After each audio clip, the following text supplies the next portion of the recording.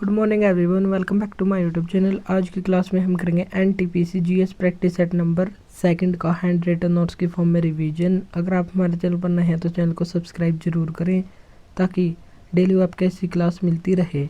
और 1 से 7 क्लास तक की पीडीएफ हमने टेलीग्राम ग्रुप में डाली हुई हैं, तो आप वहाँ से इनको ले सकते हैं।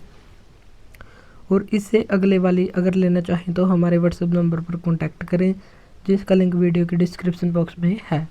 चलिए शुरू करते हैं हम रिवीजन। जो पिछली क्लास हुई थी फर्स्ट क्लास, उसके 5 इंपॉर्टेंट क्वेश्चंस का रिवीजन।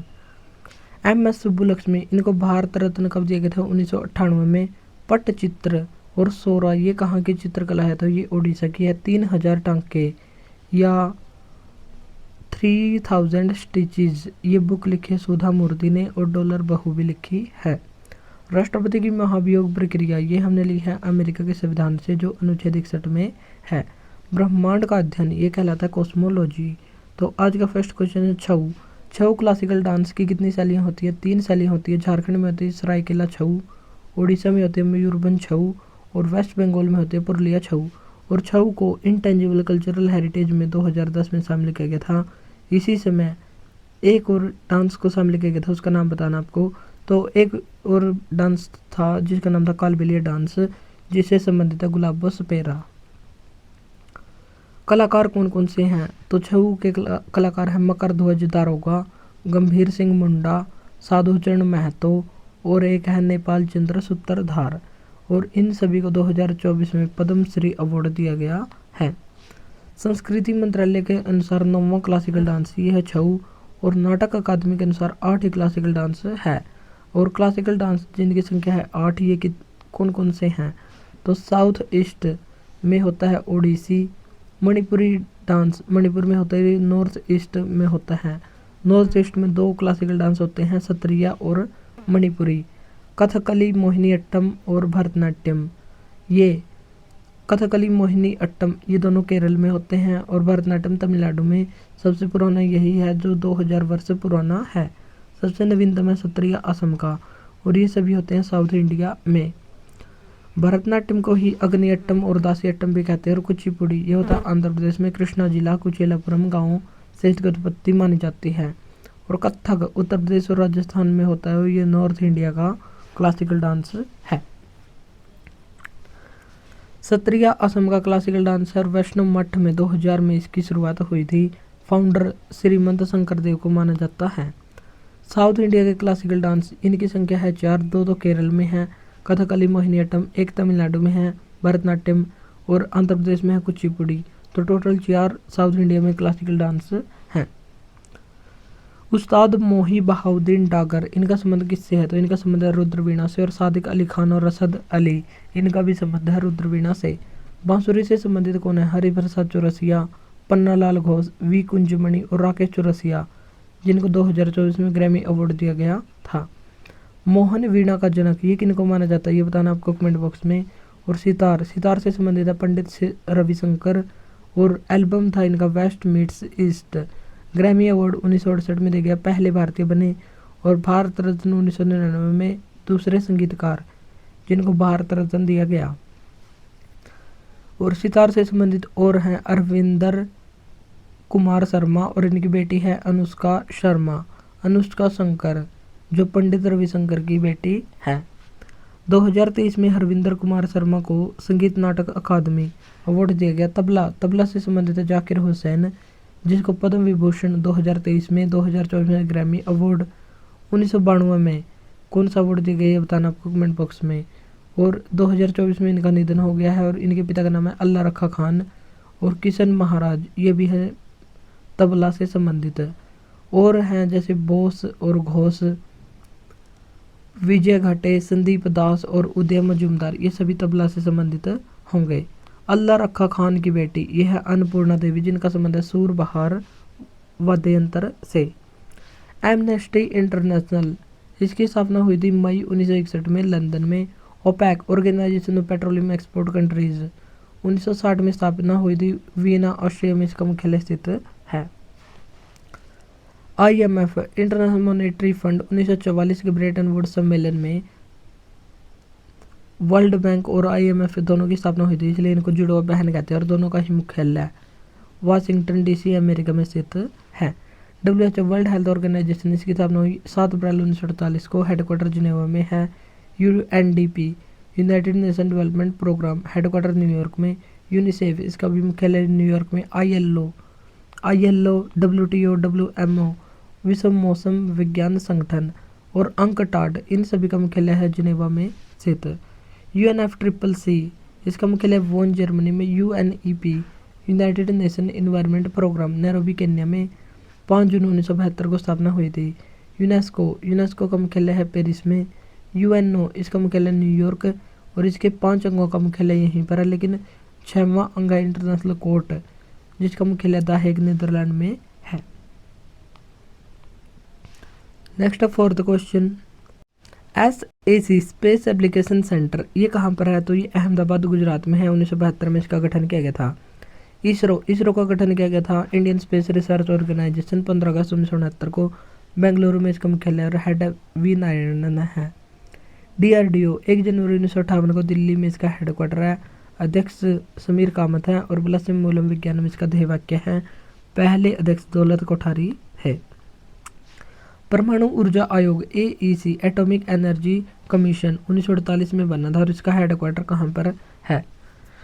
पहला परमाणु परीक्षण 1974 में हुआ था। 18 मई को हुआ था। 18 मई 1974 को प्रधानमंत्री थी इंदिरा गांधी। राष्ट्रपति थे फखरुद्दीन अली अहमद और पोखरण राजस्थान में हुआ था ऑपरेशन स्माइलिंग बुद्धा। और 1966 से 67 और 80 से 84 ये रही थी प्रधानमंत्री इंदिरा गांधी। दूसरा परमाणु परीक्षण ये हुआ था 11 और 13 मई 1998 को। प्रधानमंत्री थे अटल बिहारी वाजपेयी। राष्ट्रपति थे APJ अब्दुल कलाम। पोखरण राजस्थान में होता ऑपरेशन शक्ति के तहत। और अमेरिका नहीं चाहता था कि भारत परमाणु परीक्षण करे। भारत का पहला उपग्रह ये था 19 अप्रैल 1975 को लॉन्च आर्यभट्ट, जो इसरो के द्वारा बनाया गया था। और कोसमोस 3M रॉकेट से इसको लॉन्च किया गया था रूस की हेल्प से। पहला स्वदेशी उपग्रह ये 19 जून 1981 को एप्पल बना था। एप्पल का उपग्रह, तो ये था भारत का पहला स्वदेशी उपग्रह। IGMDP 1982-83 में शुरू हुआ था और इसका फुल फॉर्म है integrated guided missile development programme. और इनका जनक APJ अब्दुल कलाम को माना जाता है, क्योंकि इन्होंने ही कार्यभार संभाला था। और इसमें राष्ट्रपति थे KR नारायणन। और इसके तहत 5 मिसाइल बनाए गए थे। पृथ्वी, तो पटना से हम इसको याद कर सकते हैं।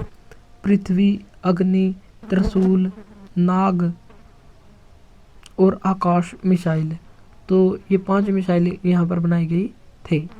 एशियन गेम्स के आयोजन का पहला सुझाव 1947 में नई दिल्ली में आयोजित कहाँ पर दिया गया था? तो एशियाई देशों के सम्मेलन ने दिया था। पहला एशियन गेम्स 1951 में हुआ था, उद्घाटन किया था डॉक्टर राजेंद्र प्रसाद ने। दूसरा गेम हुआ था 1954 में, 3 वर्ष का अंतर के बाद हुआ था मनीला फिलीपींस में। भारत में 2 बार हो चुके हैं, 1951 और 1982। और 1951 में भारत की रैंक आई थी 2nd, लेकिन 1982 में अप्पू शुभंकर को पहली बार लॉन्च किया था और भारत की रैंक आई थी 5th, 5वीं रैंक आई थी। 2023 में होंगजो चाइना में हुआ और 4th रैंक भारत की आई। और भारत ने इसमें 28 गोल्ड, 38 सिल्वर और 41 ब्रॉन्ज, टोटल 107 मेडल जीते। 2026 का एशियन गेम्स, इसका आयोजन होगा नगोया जापान में। 2030 का होगा कतर दोहा में। और 2034 का रियाद सऊदी अरेबिया में होगा। तो यहाँ तक हमको रखना है ध्यान। चेरनोबिल परमाणु आपदा ये कब हुई थी? 2 अप्रैल 1986 को रूस में हुई थे। और भारत भोपाल गैस त्रासदी ये हुई थी 2-3 दिसंबर 1984 को। मिथाइल आइसोसाइनेट गैस का रिसाव हुआ था यूनियन कार्बाइड कंपनी में और यहाँ पर भी काफ़ी नुकसान हुआ था। रेगुलेटिंग एक्ट, इसको नॉर्थ एक्ट के नाम से भी जानते हैं, 1773 में आया था, पेश किया था 18 मई 1773 को, लेकिन लागू हुआ था 10 जून 1773 को। तो 10 जून 1773 को ये लागू हो गया था और इसी के तहत बंगाल का गवर्नर जनरल बनाया गया था और गवर्नर जनरल बने थे वॉरेन हेस्टिंग्स 1773 के एक्ट के तहत। लेकिन बंगाल का पहला गवर्नर ये था क्लाइव। गवर्नर की जगह गवर्नर जनरल ये बनाया गया था वॉरेन हेस्टिंग्स। भारत का पहला गवर्नर जनरल ये बने थे विलियम बेंटिक 1833 का अधिनियम। भारत का पहला वाइसराय ये बना था कैनिंग और 1858 के अधिनियम के तहत बना था। 1774 में सुप्रीम कोर्ट की स्थापना कोलकाता में हुई थी। इसमें एक मुख्य न्यायाधीश और 3 अन्य, टोटल 4 न्यायाधीश थे और मुख्य न्यायाधीश थे एलिजा एम्पी और 3 थे चैम्बर्स, लिमिएस्टर और जॉन हाइड। ईस्ट इंडिया का रूल कब समाप्त किया गया था? ब्रिटिश क्वीन के नाम पर शासन शुरू हुआ था 1858 के अधिनियम के तहत, क्योंकि 1857 में क्रांति हो गई थी और ईस्ट इंडिया कंपनी का रूल अगले ही वर्ष 1858 में समाप्त कर दिया। क्राउन का रूल रहा 1858 से लेकर 1947 तक, तो ये रहा क्राउन रूल या ताज का शासन। विक्टोरिया के नाम का पत्र कैनिंग ने 1 नवंबर 1858 को यमुना नदी के किनारे मिंटो पार्क प्रयागराज में पढ़ा था। गृह सरकार का गठन किया गया जिसमें 15 सदस्य थे और इसका गठन 1858 के अधिनियम के तहत किया गया और गृह सरकार में होती थी भारत परिषद। 1784 का पिट्स इंडिया एक्ट जिसमें बीओडी और बीओसी की स्थापना की गई। बीओडी में 24 सदस्य थे और बीओसी में 6 सदस्य थे। राज्य सचिव, पहले राज्य सचिव कौन बने थे?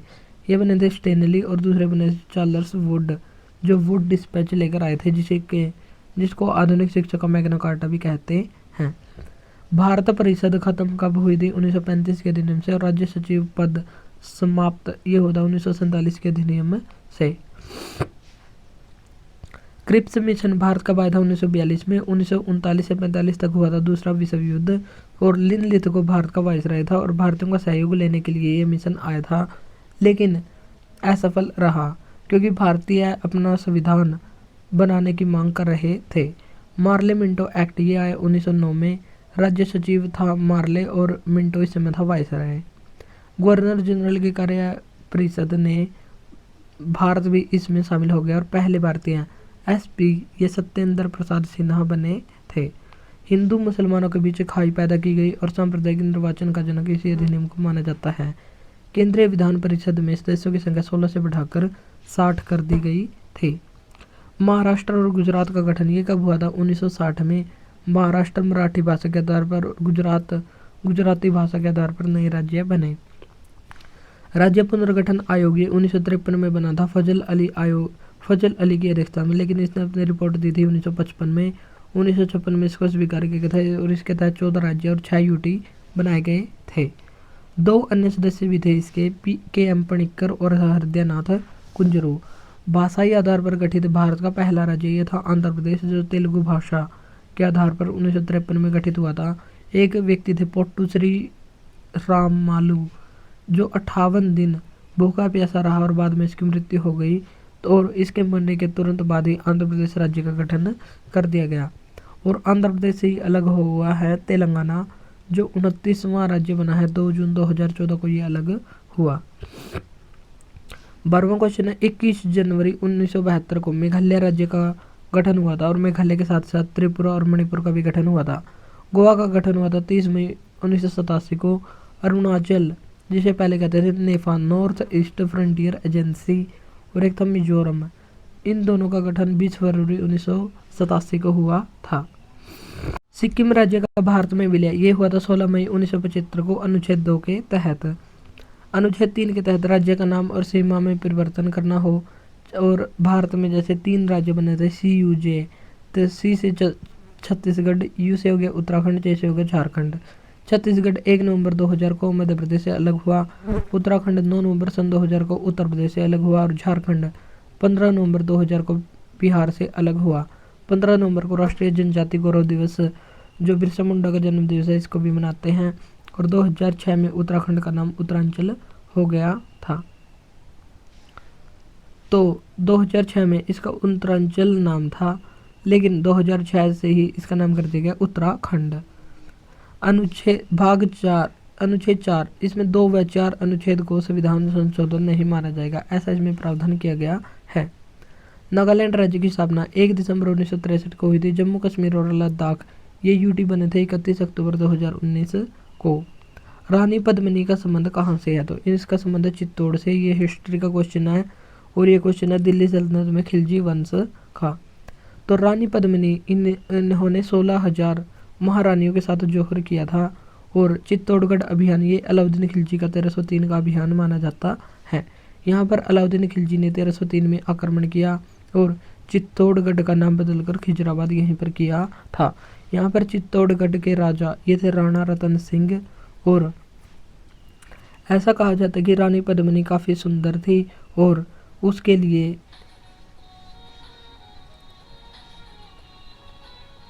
अलाउद्दीन खिलजी पागल हुआ फिर रहा था, तो इसलिए उसने चित्तौड़ पर आक्रमण किया और राणा रतन सिंह, लेकिन राणा रतन सिंह वहाँ के शासक थे। लेकिन रानी पद्मिनी ने उसके साथ शादी नहीं की, बल्कि उससे पहले ही उसने 16,000 महारानियों के साथ जौहर किया, जिसे पहला साका कहा जाता है। पद्मावत पद्मावत पुस्तक के रचयिता हैं मलिक मोहम्मद जैसी, जो 237 वर्षों के बाद 1540 में लिखी गई थे। खिलजी जलालुद्दीन खिलजी इसके फाउंडर माने जाते हैं, खिलजी वंश के, जो 1290 से 96 तक रहे। अलाउद्दीन खिलजी 1296 से 1316 तक रहे। और अली गुरसास्प इसका बचपन का नाम था। इसने सिकंदर सानी युग का विजेता की उपाधि धारण की और अली मोहम्मदीन की उपाधि भी इसने धारण की। अलाउद्दीन खिलजी के उत्तर भारत के अभियान 1298 में उसने गुजरात अभियान में राजा कर्णदेव को हराया और मलिक काफूर को, जिसे 1000 दिनारी कहते हैं, यहीं से खरीदा। 1301 में किया रणथंभौर अभियान, जो हमीरदेव शासक को हराया। 1303 में चित्तौड़गढ़ का अभियान, राणा रतन सिंह को हराया। और 1305 में किया मालवा का अभियान। दक्षिण अभियान थे 1296 में देवगिरी को जीता, वहां से अधिक धन प्राप्त किया। 1309 में वारंगल का अभियान। 10 में होयसल, जिनकी राजधानी होती थी द्वार समुद्र। 1311 में वीर पांडे और सुंदर पांडे को हराया। अलाउद्दीन खिलजी की नीतियाँ, तो वहाँ उसने नगद वेतन की शुरुआत की। पहले होती थी एकता प्रणाली जिसमें भूमि का टुकड़ा किसानों को दिया और सैनिकों को दिया जाता था, लेकिन नगद वेतन की शुरुआत की। बाजार नियंत्रण प्रणाली को शुरू किया। सार्वजनिक वितरण प्रणाली, जो वर्तमान में है, जैसे गेहूं को बांटा जाता है, पीडीएस सिस्टम, तो इसकी शुरुआत भी अलाउद्दीन खिलजी ने ही की थी। मूल्य नियंत्रण रखा जब तक शासनकाल में रहा, 1296 से लेकर 1316 तक। लगभग 20 साल के शासनकाल में इसने कभी भी मूल्य को कम ज़्यादा नहीं होने दिया, बल्कि स्थिर रखा। घोड़ा ताकने की प्रथा शुरू की। सैनिकों का हुलिया भी इसने लिखवाया। जलालुद्दीन खिलजी का प्रसिद्ध दरबारी था अमीर खुसरो, और इसे तोता ए हिंद और मैना ए हिंद कहते हैं। इसकी इंपॉर्टेंट पुस्तक है तुगलकनामा, जो अरबी भाषा में लिखी गई है। नूर सिपीहर, मिफ्ता उल फतू, तारीख ए अलाई, ये सभी हैं अमीर खुसरो की पुस्तक। और सितार और तबला के जनक, ये भी अमीर खुसरो को ही माना जाता है। खड़ी बोली का जनक, कव्वाली का जनक और 8 सुल्तानों का दरबार इसने देखा था। और इसके गुरु का नाम था निजामुद्दीन औलिया, जिसने 7 सुल्तानों का दरबार देखा था। अन्य दरबारी थे हसन देलवी। नेक्स्ट क्वेश्चन है बख्तियार खिलजी। इसने नालंदा को नष्ट किया था 1197 ईस्वी में। और नालंदा विश्वविद्यालय, इसकी स्थापना किसने की थी, ये बताना आपको कमेंट बॉक्स में। और बंगाल के राजा लक्ष्मण सेन को इसने हराया था। और ऐसा कहा जाता है कि यहाँ पर 3 मंजिला पुस्तकालय था, जिसे हम लाइब्रेरी कहते हैं। और इसने वहाँ के ज्ञान से इतना प्रभावित हुआ कि वो मन ही मन जलने लग गया कि अगर ये ज्ञान ऐसा ही रहा तो भारत विश्व में दोबारा से शक्ति बनकर उभर जाएगा। तो उसने वहाँ की सभी पुस्तकों को जला दिया और लगभग 6 महीने तक आग की लपटें वहाँ पर निकलती रही। तो इतनी किताबों को बख्तियार खिलजी के द्वारा वहाँ पर जलाया गया था। महमूद बिन तुगलक के शासनकाल में निर्मित बेगमपुरी मस्जिद दिल्ली में नई राजधानी और जहाँ पनाह की प्रमुख मस्जिद थे। बलबन एक गैर इस्लामिक प्रथा को शुरू करने वाला शासक था, जिसने नवरोज, जो ईरानी त्यौहार था, इसको शुरू किया। सिजदार पापोस, 2 प्रथाओं को शुरू किया, जिसमें झुककर सलाम किया जाता था। गयासुद्दीन तुगलक 1320 से 25 तक रहा और लकड़ी के महल में इसकी मृत्यु हो गई थी। और महमूद बिन तुगलक, जो एक पढ़ा लिखा मूर्ख सुल्तान कहलाता है। फिर तो 3 महत्वपूर्ण शासक हुए हैं, गयासुद्दीन तुगलक, गयासुद्दीन तुगलक, महमूद बिन तुगलक और फिरोज शाह तुगलक। और 1325 से 51 तक लू लगने से इसकी मृत्यु हो गई। राजधानी बनाई थी इसने दिल्ली से दौलताबाद 1327 में। और लेकिन ये इसकी योजना असफल रही और इसको रक्त पिपासु, खून पीने वाला शासक कहा गया। सांकेतिक मुद्रा भी इसने चलाई थी, लेकिन ये भी असफल रही। कराची अभियान 1329, ये भी असफल रहा। 1330 में खुरासान अभियान, ये भी असफल रहा और सिवा ने अमीर को ही विभाग की स्थापना की थी। किसानों को तत्काल ऋण देता था। जैसे वर्तमान में किसान क्रेडिट कार्ड के माध्यम से किसानों को ऋण मिलता है, लेकिन फिरोज शाह तुगलक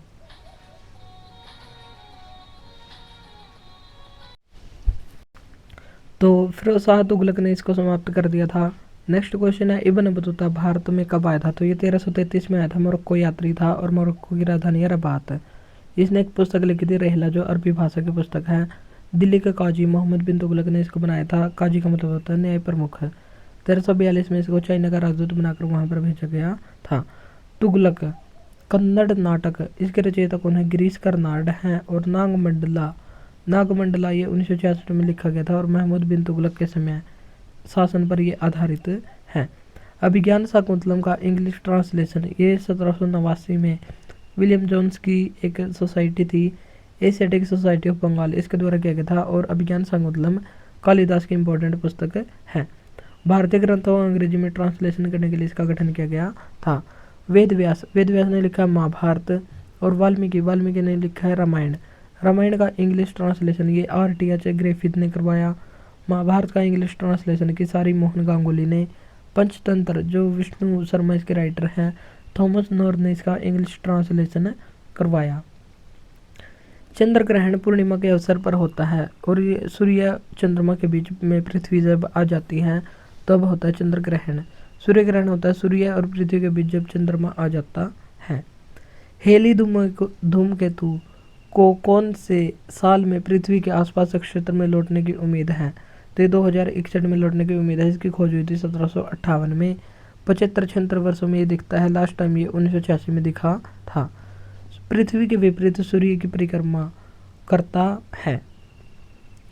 वजन के अनुसार भू प्रॉपर्टी में ऑक्सीजन कितने % है? तो ऑक्सीजन है 46.6% और ऑक्सीजन है 46.6% और सिलिकॉन यह है 27%, एल्यूमिनियम 8% और आयरन या लोहा तो ये है 5%।